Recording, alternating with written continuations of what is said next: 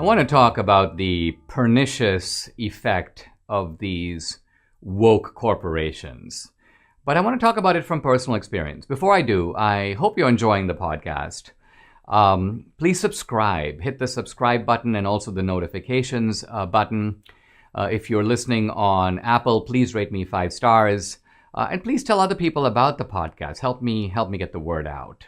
Now, turning to the topic at hand. The other day, I opened my mail and I get a notification from Chase Bank. And normally I don't pay any attention to these notifications. They're all legalese and bureaucratic nonsense. But this one caught my eye because I realized that the point of the notification was they were canceling my credit card. Now, this actually isn't my personal credit card. It's my business credit card, my company, D'Souza Media, which makes the movies.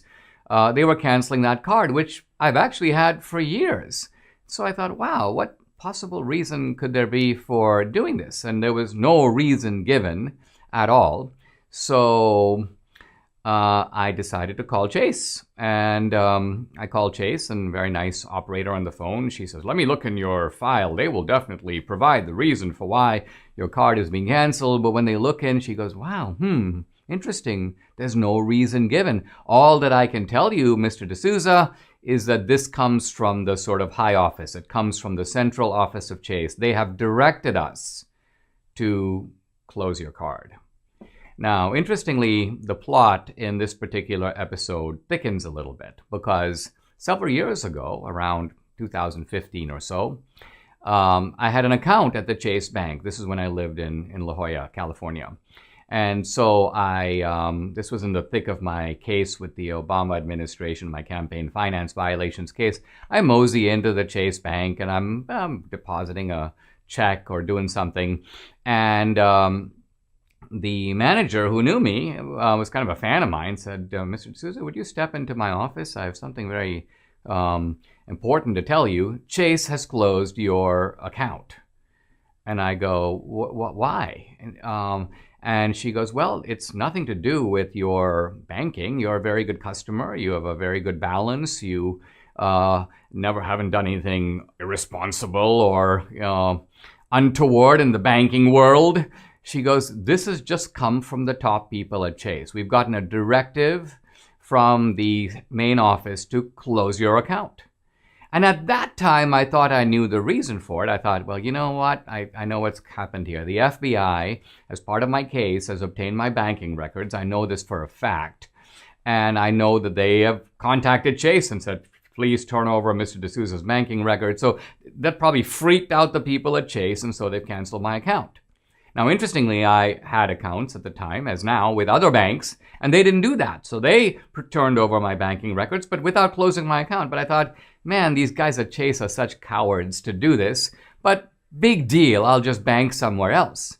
But what makes the new incident with the credit card more disturbing is that I've had a relationship with Chase for many years with this credit card. I pay my bills on time. I'm not just making the minimum payment. In fact, as you know, the credit card companies like you to make the minimum payment so they can stick you with sort of usury, mini bar prices in terms of interest. That's how they make their money. Bottom line of it is these cancellations, both of my account some years ago and of my card now, come with no explanation whatever. And so the only possible explanation I can think of, since I can't get one from Chase, is they're sort of targeting me as some kind of a conservative. And it doesn't even make sense to say, well, Dinesh, you know what, you're a felon, you broke the law, because the truth of it is I now have a presidential pardon. My record is clear. It's spotless. So that's not even a plausible justification today. But this is how these woke corporations operate. And remember, this is not related to January 6th. I wasn't in the Capitol. I didn't storm the Capitol. I wasn't even there. So it has nothing to do with any of that. Now, Debbie and I have discovered over the last year or so that we've been seeing a disturbing trend of corporations, these woke corporations, particularly in the film sector, doing pretty much the same thing. Now, of course, I am not a standard part of Hollywood. I know it's an intolerant, incestuous world. I decided to stay out of it. I make my movies independent of Hollywood. But we do have some dealings with film companies. Lionsgate, for example, has distributed a couple of my earlier films. Universal Pictures has often sold the DVDs and the home box office rights for those films. They place the films in various retail outlets and so on. But when I made Trump Card, I noticed a kind of chill wind blowing through Hollywood. Suddenly, Lionsgate, which has always been interested, has made a lot of money with us through movies, goes, we're not going to touch this one. Universal, which initially agreed to distribute the DVD and home box office, there was literally a revolt at Universal. All these kind of woke activists who worked there are like, we're not working on any movie related to Trump. No way, no way. And so the managers of Universal freaked out and succumbed to this internal pressure and basically said, okay, well, we're out. We're not gonna distribute Trump Card. Now, again, we can find ways around all of this. But I want to highlight what's really disturbing about it all is essentially what's happening is because of the ideology of the woke corporation, it's forcing conservatives and Republicans in the normal course of life, to find their own outlets, in a sense, to create their own alternative universe. And what that means is if we can't bank with the woke banks, we've got to bank somewhere else, so create our own banks. If we're thrown off digital platforms, we have to create our own platforms. And if we create our own platforms like Parler and they try to shut them down, we then have to recreate them completely independent of the other side.